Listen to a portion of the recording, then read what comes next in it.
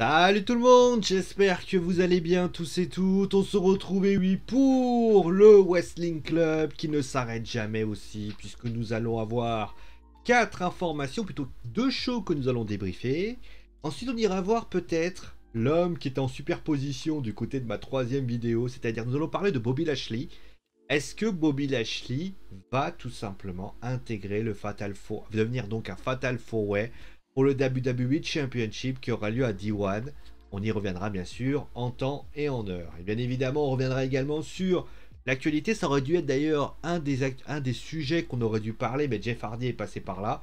Nous allons parler bien sûr de l'avenir du show 205 Live et bien sûr parler de l'avenir aussi du Cruiserweight Championship.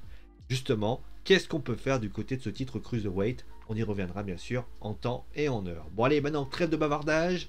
Précise pour information, alors que je vois cette vidéo, peut-être que je serai déjà en stream. Donc si vous avez envie justement d'aller y faire un tour, n'hésitez pas. Bon allez, on va commencer tout de suite avec WWE SmackDown. Un WWE SmackDown assez, je trouve, assez quelconque, moi de mon point de vue. Alors il est pas bien, il est pas meilleur, hein, voilà, clairement. Mais j'ai pas trouvé que ça volait de ouf, quoi. C'était un truc assez sans plus. Moi, je trouve que voilà, les choses sont ce qu'il est. Alors, certes, Brock Lesnar est venu. Ah, d'ailleurs, j'ai pas mis en miniature, d'ailleurs, je tenais à le signaler. Brock Lesnar est venu. J'ai trouvé d'ailleurs ce qu'a fait Brock Lesnar, notamment. Alors, je l'ai pas mis en filigrane, je l'ai pas fait je l'ai pas mis parce que j'ai trouvé que c'était plus drôle qu'autre chose avec sa salopette. J'ai trouvé que c'était plutôt intéressant. Voilà, j'ai trouvé ça que c'est plutôt intéressant. Le segment était cool. C'est bien de laisser un Brock un peu voilà, en mode cool la life. Et honnêtement, le F5 sur Sami, je le trouve normal. Dans le sens où, d'ailleurs, il a parlé français. Ah, voilà, ça, je trouve ça assez rigolo.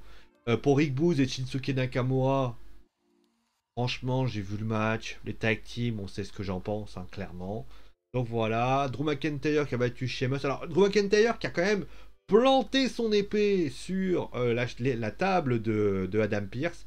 A priori, d'après ce que j'ai compris, on est en train de retirer l'épée de Drew McIntyre. Alors, super. Pourquoi? Qu'est-ce qui justifie que tu retires l'épée à Drew? L'épée de Drew McIntyre, c'était quand même une épée genre un peu en mode celtique. Le côté Highlanders de la part de le côté Highlanders. Alors, est-ce que ça peut valoir un heel turn? Peut-être. Mais si c'est pas ça, je vois pas l'intérêt. Franchement, j'ai trouvé ça. Mais... En plus, tu vois Happy Corbin et Madcap Moss prendre la table, notamment avec notamment l'épée qui s'y retrouve. Hein, et après, quoi? Et après... Ouais, je sais pas. Bref, voilà. Bon, le match était bien. Franchement, le match était bien entre Sheamus, tout ça. Après, donc, il y a eu les débuts de Ciali, qui a donc été intervenu contre Sonya Deville donc, et Shayna et Natalia, donc en sauvant Naomi. Bah, ça veut dire que dans le fantasy booking que j'ai fait cette semaine, je sentais que ça allait avoir un petit peu ce genre de choses. Bah, je me suis pas trompé en fait. Je me suis pas trompé et ça s'est un petit peu révélé être le cas. Voilà, concrètement, moi je trouve que voilà, je pense qu'ils veulent faire un tag team. Pourquoi pas? Je veux dire, je pensais pas notamment mettre avec Naomi. Je pensais surtout que Ciali allait plutôt être allié à Sonya. Bon, finalement, c'est plutôt le contraire. Pourquoi pas? Mais après, encore une fois, dans l'entrée de Ciali, en fait, de Ciali, je me suis dit un truc d'ailleurs en voyant cette entrée, je me suis dit. En fait, les mecs, ils te font une entrée de fou avec notamment un côté manga, animé et tout ce que tu veux. Pour au final refaire l'entrée de Ciali à NXT. À quoi ça a servi? Donc voilà. En fait, finalement, Ciali, elle est rentrée. On pensait qu'elle allait venir comme Chun-Li. Au final, elle est arrivée comme Chen-Li. Voilà. J'ai fait une blague de merde. Bah, j'ai fait une blague de merde. Tony Storm qui gagne par disqualification contre Charlotte Flair. Pas compris. Car les mecs, ils sont. Enfin, les officiels de la WWE Ils ont tellement peur que Toni Storm puisse battre Charlotte Flair dans un match 1 contre 1 face clairement, qu'ils se disent bah on va la faire disqualifier, comme ça Charlotte elle va passer pour la meuf assez forte.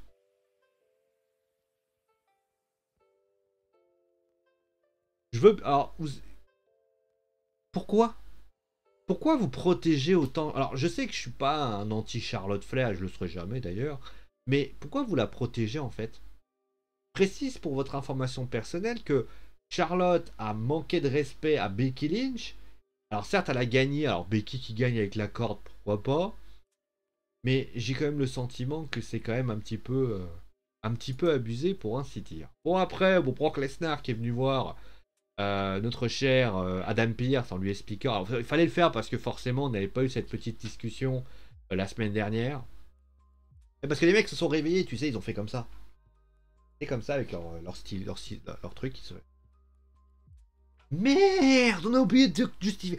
Dis à Brock d'aller voir Adam Pearce et tu lui dis que tu lui parles d'un élan, parce qu'il parlait de chasse un peu, d'un élan, de le remercier, et au final il a fait un élan qui s'appelle Adam Pearce. Bref, bon ensuite on a eu un triple threat. Alors le truc aussi, ça par contre j'ai trouvé ça crétin. Les mecs, ils se sont battus pour savoir quelle était la meilleure équipe à la WWE. Alors, ok, bon, si vous voulez, moi je juge pas, hein, vous faites ce que vous voulez. Les Arkebro, ouais. Les Usos, ouais.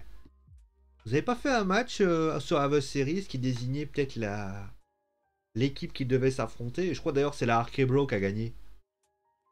Non, je sais pas, peut-être que vous en souvenez pas. Et c'est un autre truc. À la limite, moi j'aurais trouvé ça logique si vous aviez mis les Imperium. Là, je me serais dit, ah ouais, t'es la meilleure équipe aujourd'hui, bah tu mets les 3. Ah non, on peut pas faire ça. Pourquoi? On peut pas faire ça. Pourquoi? On peut pas faire ça. Parce que les New Day, c'est populaire. Et puis les New Day, il faut qu'ils pinent les Usos parce que les New Day, ils vont être en rivalité avec les Usos.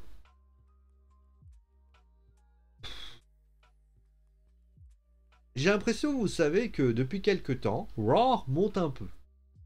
NXT fait du NXT. Pas ouf, mais ça reste acceptable. Et qu'il y a une espèce de coronavirus machin chouette qui est parti du côté de SmackDown. Et j'ai l'impression que SmackDown, depuis quelques temps, bah, c'est un peu à chier en fait. Alors je dis pas que c'est à chier, ça reste quand même intéressant, hein. Mais t'as l'impression que ce show-là, il est à l'image de ce que je vous ai tous raconté. Il y a un Raw, on va dire que le truc, tu vois le main event, tu te dis, ouais, bah, d'accord. En fait, ouais, après, parce que Roman Reigns est pas là, tout le show se casse la gueule. Putain, j'ai peur le jour où il va se blesser, Roman. Hein. Et ce qui paraît, Roman, à ce qui paraît, il pourrait ne pas être là. C'est épuisant, les gars. Mais vous êtes épuisant. Clairement. Bon, pour une fois d'ailleurs que ce soit Brock qui est là et pas Roman, c'est quand même étonnant. Bon, bref, après, voilà. Bon, show passable, mais j'espère que ça va s'améliorer. Bon, pour AEW Rampage, bon, il y avait encore quelques matchs. Bon, les Lucha Bros contre les FTR, clairement, c'est toujours un peu pareil. C'est qu'ils font toujours des bons matchs par équipe. Ça, c'est vrai. Et vraiment, moi, je pense que la AEW tient un concept. Hein. Encore une fois, je sais pas comment ils pourraient réussir à jouer ça. Faudrait que je fasse une diffusion d'ailleurs par rapport à ça.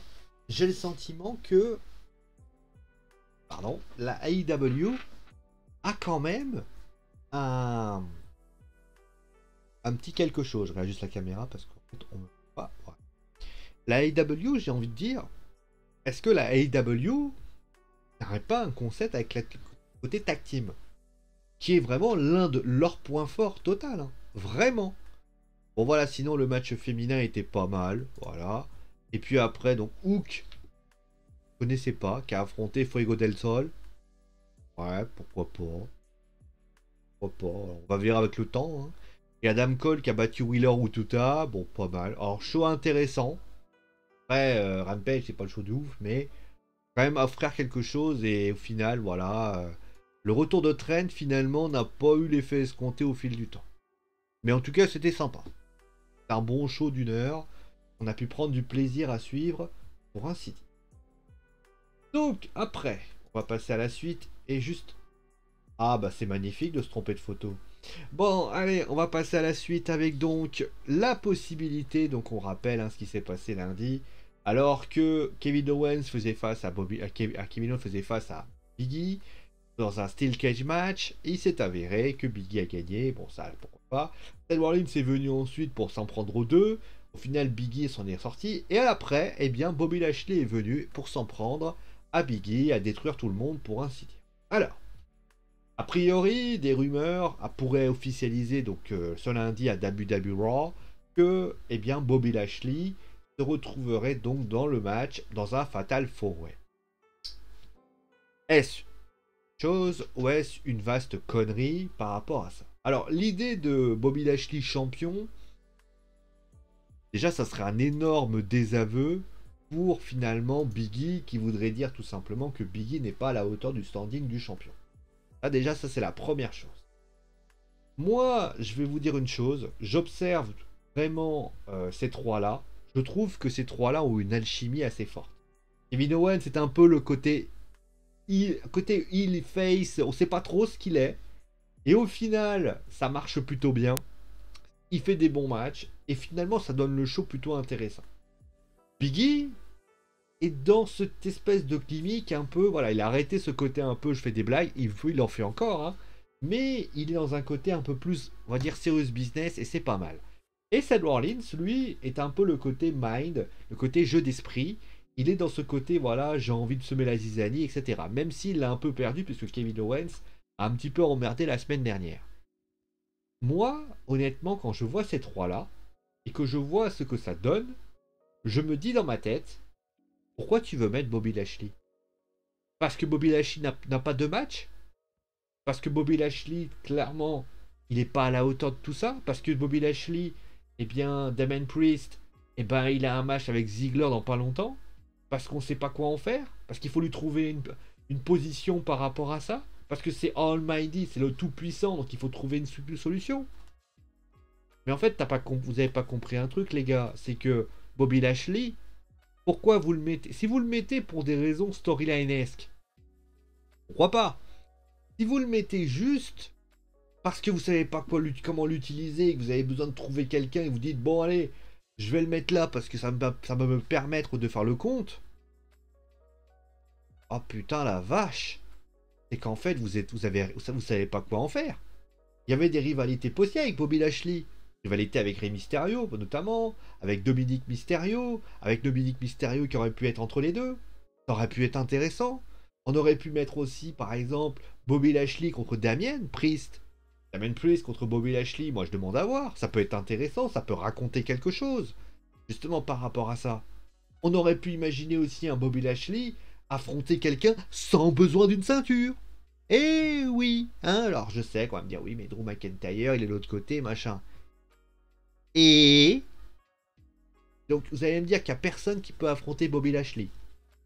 Dans la liste des lutteurs que vous avez encore gardés, que vous n'avez pas encore renvoyés, parce qu'il y en a un paquet que vous avez renvoyé, il n'y a pas un mec qui peut être sauvable.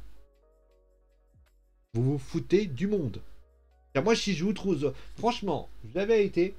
Allez, dans la semaine... Moi, je suis un mec comme ça. Moi.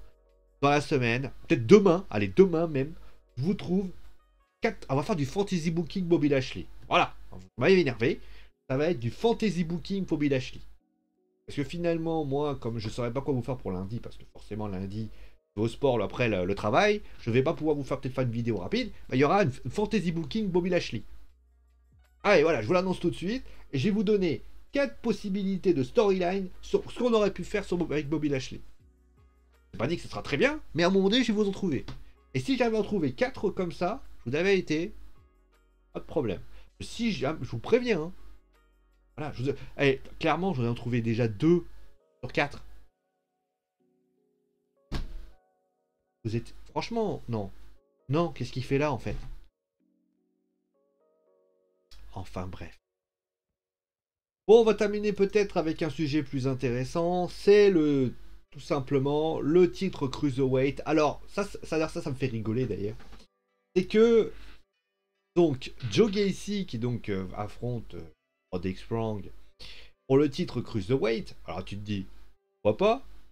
Mais ce qui est le plus drôle, c'est un moment très drôle, c'est que au final, on découvre malgré tout que même si Joe Gacy a réussi à perdre ce match, que pour moi ne devrait pas perdre, hein, clairement, et ben on découvre que Joe Gacy, d'ailleurs, Ivy Nile regarde vraiment Braun Baker d'une façon très étrange. Eh bien, nous avons Roderick Strong qui pourra affronter donc les gens, tous les lutteurs, sans limite de poids.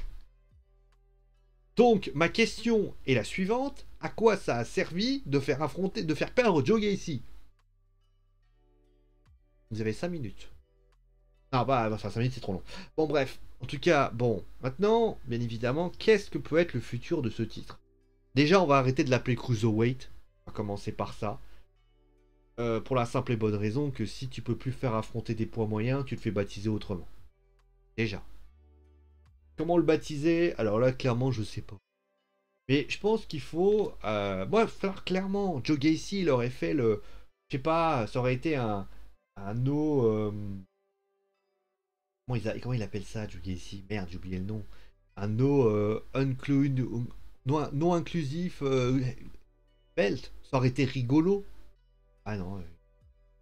Après, donc, pour ce match-là, moi, je me dis... Soit tu fais couler le titre. Part du principe que Braun Breaker prend le titre et il le baptise je sais pas quoi. Mais concrètement, il va falloir lui trouver un autre titre, un autre nom. Maintenant, pour ce qui s'agit du show, 205 Live. Aujourd'hui, 205 Live est une espèce de lien avec NXT. Moi, je pense que si j'étais la WWE, je m'en servirais peut-être de sorte de NXT Dark, si vous voulez. C'est-à-dire que je partirais du principe que ceux que je ne peux pas montrer dans le show principal, je leur montre un truc. Un peu comme un Rampage. C'est-à-dire que ça serait le Rampage de NXT. C'est-à-dire qu'ils vont leur montrer différentes choses. Et notamment, peut-être faire, je sais pas, un truc qui permettrait notamment de pouvoir voir des lutteurs, notamment Last Legend, qui a notamment fait son premier match là, pour ainsi dire. Et c'est exactement ça. Ça peut être une solution et ça peut être quelque chose d'intéressant pour ainsi dire, pour ce qui pourrait être raconté. Voilà, on pourrait avoir justement une attache avec NXT, les lutteurs qui pourraient, et peut-être utiliser justement ce show-là pour finalement permettre à ceux qui n'ont pas la possibilité, peut-être, sont peut-être pas prêts, hein, du côté de NXT, de pouvoir justement travailler là-bas. Ça serait littéralement un centre de développement. On sait que Tough Enough va sortir, mais un vrai centre de développement où les mecs, tu vois les lutteurs en train de travailler, des petits lutteurs en train de bosser, etc. Ça peut être une idée. Mais cette ceinture-là pourrait être cette ceinture du show. Et là, peut-être, ça pourra, je sais pas comment ça pourrait l'appeler, le NXT Rampage, ou j'en sais rien. Mais voilà l'idée que j'aurais. Voilà. Bon, voilà un petit peu ce qu'il y a à dire. Je suis très en retard par rapport au stream, pour ça que je vais me dépêcher, bien sûr. Alors, on se retrouve bien sûr très vite pour un nouvel épisode. D'ici là, portez-vous bien. Ciao les amis.